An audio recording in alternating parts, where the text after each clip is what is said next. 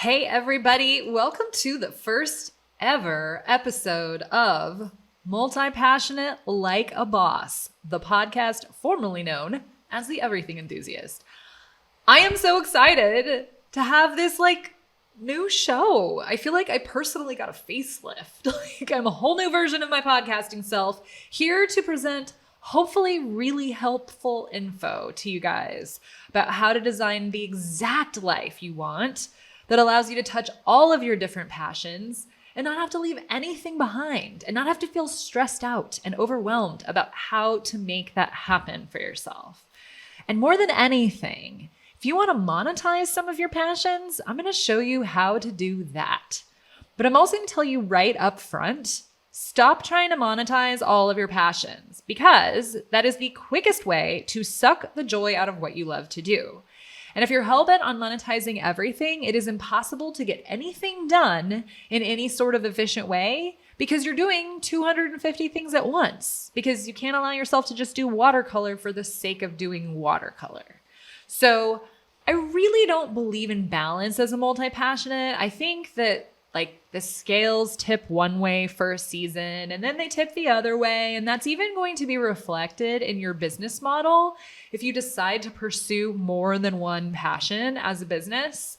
But I will say that our unique version of balance, if you want to call it that, can include more than one thing and then have space for allowing the other things to be there simply for the fun of it and to serve no purpose outside of they make you feel good.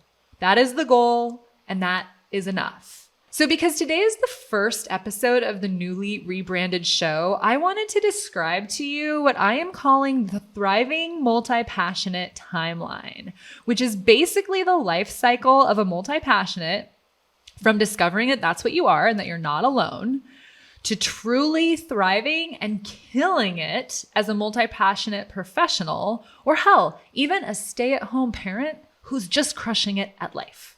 The journey, I'm learning, begins with being totally overwhelmed and distracted and ends with being financially free. And when I say financially free, I actually mean free in all of the ways. So having time freedom, no longer feeling like a workaholic, so time to spend with your loved ones or take vacations when you want to, but also having location freedom. If you are like me, and being a digital nomad has been on your radar and is one of the things on your bucket list, I'm going to teach you how to set yourself up for that as well. Especially in light of lockdown being lifted in most places now, it's time to re-embrace that dream. I know a lot of people were already engaged in the digital nomad lifestyle and just kind of kept it going during COVID. But I was in sort of a transition place where that was going to be my next move. And then lockdown happened. And then during lockdown, I got a cat. Now it's complicated because if I were to get a trailer and drive around the country, I feel like my cat would be so miserable inside of a little tiny space, because then where would she exercise her zoomies? I think I still want to do it, but I'm going to have to buy her a giant mesh cat tent. And when I say giant, I mean something that you push it and it pops up. And it's going to be even bigger than the trailer because she needs to spaz out and expel that energy. This kitty has some spunk and she needs to run around. It's so funny because as I say this, I look over at her and she's completely passed out right now. But I swear, I sincerely wish I could experience the same maniacal glee she has every time she eats or poops. For real. That's gratitude, you guys. So anyway, this journey from overwhelm to freedom is essentially a customer journey. And if you decide that you want to start your own business at some point, you're going to have to map out the ideal customer journey for your customer as well. So this is going to sort of give you a framework for doing that. But really what I want this to do, as you're listening to me explain this today, is for you to be able to identify where you are in this journey. So I'm going to give you a list of symptoms for each phase so you can sort of figure out which phase you're in. And then I'm going to give you a checklist for how to move beyond that phase. And so that's going to be in a downloadable PDF that you guys can go and grab for free. And then you can print it out and just start checking off the boxes. So let's do this. Let's give ourselves the financial and time and location freedom that we all desire to have so badly. Let's talk about it. So many of you guys who write into me and tell me that you feel seen for the first time ever in this podcast, which makes my entire life, by the way. Thank you so much. I love you guys. So many of you are in phase 1, and I'm calling that phase the Overwhelm Zone. So the symptoms of this are naturally that you feel overwhelmed. Yeah. You're distracted by everything. You say things like, oh my God, I'm so squirrel brained. I'm sorry. You know, that's you feel squirrel brained all the time because there's so much that you want to do that it's literally impossible to choose one thing. And even if you chose one thing, you wouldn't know where to begin. That one single thing feels like it has so many steps and the destination is so goddamn far away that even wrapping your head around that one thing makes your chest tight with anxiety. You also feel super busy because you're trying to do so many things and trying to satisfy all of your curiosities at the exact same time. So nothing's actually really happening. No observable progress is being made. So you're constantly getting to the end of your day and saying, what did I actually get done today? Like, I don't know if you guys were in college and you had weekends where you just partied all weekend, and then someone like at work on Monday would say, like, what'd you do this weekend? And you'd be like, I can't remember. That's what I feel like those busy days are, where it's like 6 p.m. and you think, I did so much today, and you cannot remember a single one of those things. Yeah, that's because none of them were significant. That's because you're being busy, but not efficient, and you're not investing your energy in the right things. So in the overwhelm zone, you are super bogged down in these types of like energy sucks. In this zone, you might feel misunderstood by people around you who are not multi-passionate and who seem to find the fact that you're always working on something new amusing in a way that may or may not be really condescending. Oh, so what are you working on this month? They might say to you. You know there's judgment behind that statement, and it sucks to feel like nobody gets you. That is what this space is for. I get you. And everyone who I have met and interviewed on this show, we all get you. I'm actually working on a collaboration with Danielle Ewell from episode 45, and we are creating an online community where you can come and join us, and we will always understand you, even if you're doing 250,000 things at the exact same time. You are just a human after our own hearts. So in this first phase of the timeline, you might actually worry that you have nothing to show for your life but a string of unfinished projects. You can see them on your shelf. All of the pieces of them are collecting dust, and it makes you feel low-level sad every time you look at them about the time and the money that you've spent on this stuff that you just like may never finish. The joy is gone. You're not into it anymore. Makes you feel like a failure. It makes you feel like you waste money. You're flaky. You can't commit to anything. Am I right? Listen to mistaken assumptions that make us commitment phobic. It's episode 11. If you want to feel a whole lot better about yourself. Another huge symptom of this stage is that your job leaves you wanting. It does not satisfy you creatively. That is why you are so distracted by other things, because there's so much that you could be doing that would make you so much happier than the thing that you are doing. But maybe you feel stuck because you don't want to walk away from a steady paycheck, or you feel obligated because you've put in this certain amount of time and you're so close to that promotion. There's something that's keeping you stuck there. But in essence, you're asking yourself, is this all there is?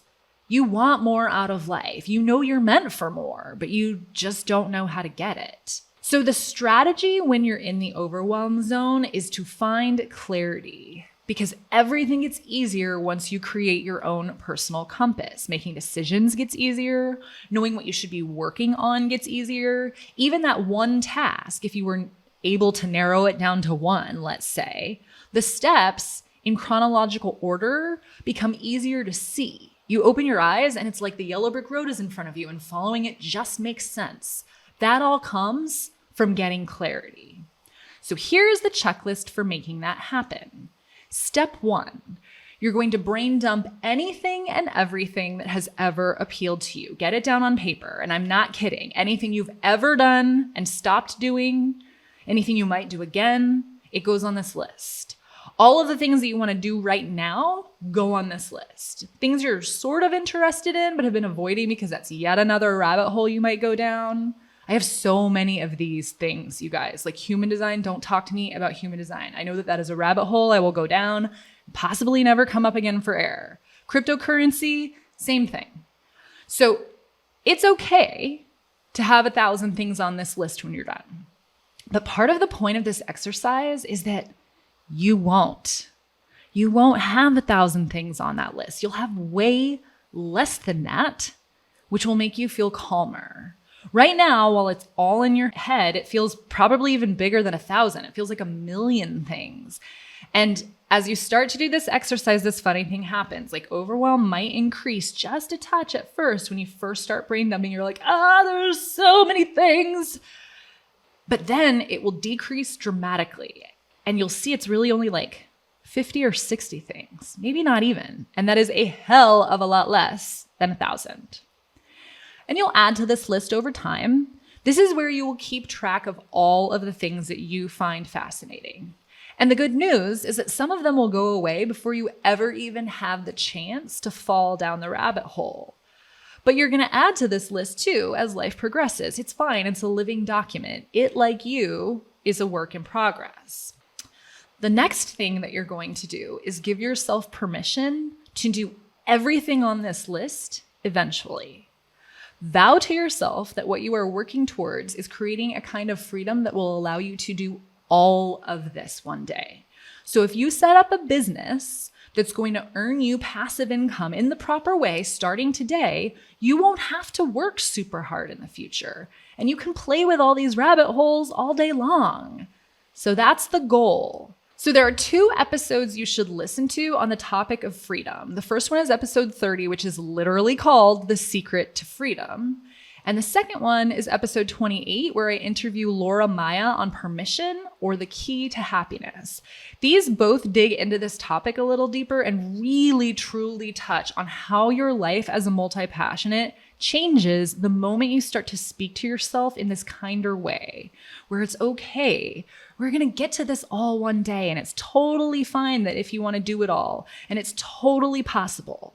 It will change the game and somehow make you feel less overwhelmed. I know it sounds counterintuitive that if you tell yourself it's okay to do 6,000 things, like that ought to be overwhelming, but it's not. It's the act of telling yourself, there's so many things and I have to figure out which one and just do that one. That is the thing that is making your chest tight with anxiety. The other thing that you're going to do right away is give yourself permission to stop doing the things that don't make you happy anymore. When you've gotten what you came for, when they make you miserable, when they're no longer interesting, when you wake up and you're like, I hate the thought of doing this thing, you can stop. So I've also done a couple episodes around this subject as well. One was super recent, episode 51, Quit Already. It's a 10-minute tip. It is super short and digestible, and it will give you a framework for running any idea where you think, I don't want to do this anymore, whether it's a job or a project, through this framework to prove to yourself that you are making a healthy decision and that this is not just yet another example of you being a quitter. And the other one is episode 4, the scanner planner episode. I cannot recommend this one highly enough, you guys, because the permission to stop part is just a small portion of it. And all of the steps, or like the homework, I guess you could call it, in this episode are extraordinarily beneficial. So like the brain dump that I just told you guys to do in part 1 of this checklist. You start with that in episode 4, but then you move on to create a what have I done so far list, which will make you feel so much better about yourself if you have looked back on your life and thought that you are a person who doesn't finish things. This is going to show you what your body of work actually looks like, what your legacy thus far actually is. And it's really, really, really going to blow your mind and impress you. So it is a huge tool that you'll be able to utilize against self-doubt and imposter syndrome. Is such a useful exercise. So in doing that part of the homework for the episode, you're going to learn why you leave things. So if you identify as someone who quits a lot of things, What is the trigger point that makes you quit doing something? This will give you a huge amount of insight, aka clarity. When you know, I like to learn things until I feel like I have a competency at them, and then they're not interesting to me anymore, then you'll stop criticizing yourself. Then you just know that that's how you tick. I'm going to work on this until I have a competency around it. And when I know that I can do this without having to ask anyone else for help, I'm going to move on to another project. That's fine. That's very good information to have. But it also means that you're going to have to be very selective about choosing something that you want to make a business out of. Because if that is a tendency that you have, then you need to pick something that's going to be sustainable for the long term, right? So clarity, you guys, here's how we get it. The next item on the checklist is to get clear on your values. And I talk about values a ton. I have 2 articles on my blog, and I will link to them on this downloadable PDF and in the show notes so that you can go and read those. One is about what your core values help you to do better, and the other is how to figure out what your core values are. Now, if you were to Google this, there'd be a lot of different methods for figuring this out, but I like my method best. I'm going to say it again. I like my method best because having done this exercise a bunch of different times, I think that mine taps more deeply into your inner knowing. I think if you sort of go about this willy-nilly, or if you just like go take a quiz online, you end up with other people's values, like what you think is important to your mom or society or your boyfriend or what the media says is important, rather than what you actually believe to be important from the depths of your soul. So I highly recommend that if you cannot answer the question, what are my 5 core beliefs right now, that you read those articles and do the exercises outlined in them. I also talk about core values in the Conquering the Fear of Being Visible episode, which is episode 16. And here again, a sidebar, if you guys are going back to listen to old episodes, those are going to be called the Everything Enthusiast, so don't get confused. But the Being Visible episode is awesome sauce, you guys, because if you want to make any sort of impact as a creator or as an entrepreneur, you're going to have to get visible. And it's the thing that is really, really scary for a lot of us. And I thought that it mostly just plagued women, but I have talked to tons of men who have an obnoxious inner critic voice and imposter syndrome up the wazoo, even though they have done some truly incredible things and accomplished major feats like climbing Mount Kilimanjaro. So print this checklist out and start tackling these episodes at your own pace. But I think they are really, really, really going to help you move through this phase because this is the worst of it, you guys. The overwhelm zone is the place that I want you guys to get out of as soon as humanly possible. You can chill in the other zones for as long as you want, but this one is not a place where you're thriving. So let's get you the hell out. Stat. So I'm going to do an episode entirely on how to get clear on your values using my method, the only good one in my humble opinion, in the next couple of weeks. But your next step is going to be to apply various filters to that initial brain dump that you did in step 1. So your values, for example, are a filter. There are a variety of filters that you can use. And the goal is to start with your list of like 60 and to filter down until there are only, say, 2 or 3 items left on that list that make the most sense to pursue now. So if the goal is freedom, certain things are going to make the most sense to do first, right? Or certain things are going to make the most sense to pursue as a career and the others can remain hobbies. And I'm not saying hobbies can't become a career later. But let's start with the one that's going to make you the most money or is the easiest one to create passive income from. Let's start with the one that there's the most demand for in the market or the one that is the most aligned with who you are and how you want to serve, right? So you're going to apply filters, starting with the clarity filter, and you're going to start to whittle down that list to what makes the most sense. So I hear you saying, I don't really understand filters, Jennie. How do I know which filters to run them through and in what order? So here's my shameless plug. This process of running your list through filters is literally what we do in the Multi-Passionate Master Plan. So the first round of that course just ended and had great success for my clients. The feedback was amazing. Like the reverse flow charts that people made blew my mind. My favorite was a client who found a space because I said, find a space to create this like roadmap for yourself where you can see it every single day. And she didn't have a devoted workspace. So she took the side of a bookshelf and stuck sticky notes all over it. She like took a photo and sent it to me, and they were all different colored sticky notes. And she had emoji stickers that she stuck on them that meant certain things, or like she had reached a certain point in the journey. And when it was done, it had something like 250 little like miniature sticky notes on there.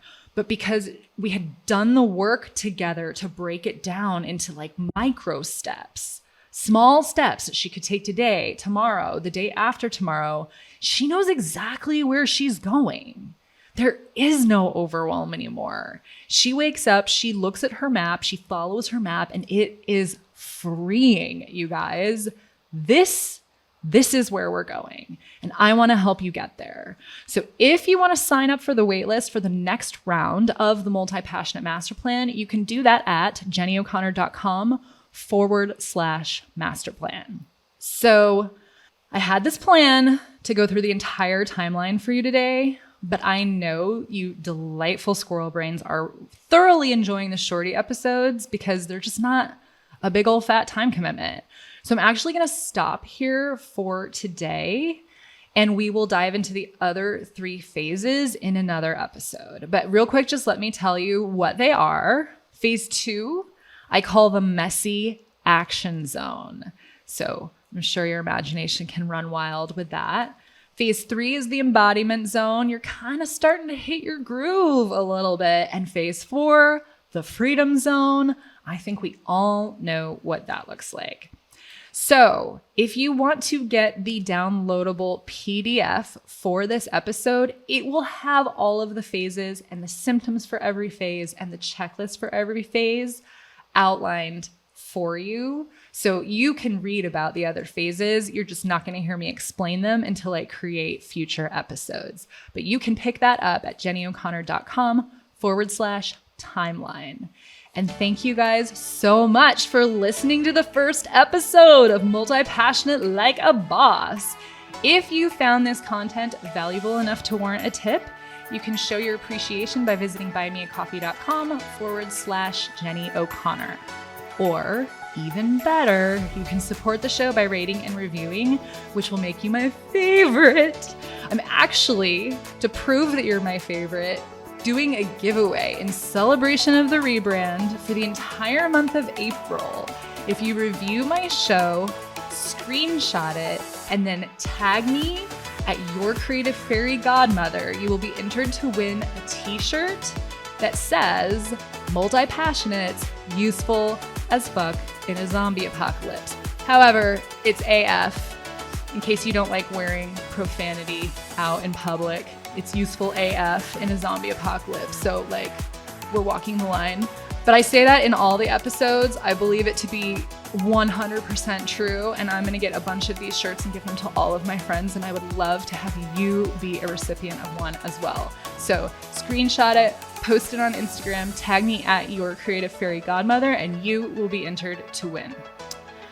One more thing before I go. This month, I have opened the doors to my new membership, the Achievers Academy, where you can work alongside other multi-passionates like yourself to make real progress on your most audacious goals. We hold each other accountable with weekly check-ins, co-working sessions, monthly live trainings on productivity and time management strategies, hot seat coaching, meet and greets, talent swaps, and prizes for folks who make the most progress in a quarter. If you have been talking about wanting to do something, anything, and you are finally ready to actually do it, come join us at jennyo'connor.com/achievers. It is $19 a month until the end of the month. Then the price goes up, but you will be grandfathered in for the rest of eternity. So come join us. I cannot wait to see you inside. And until next time, remember that in life you either get results or you make excuses. Now get on out there and do the thing.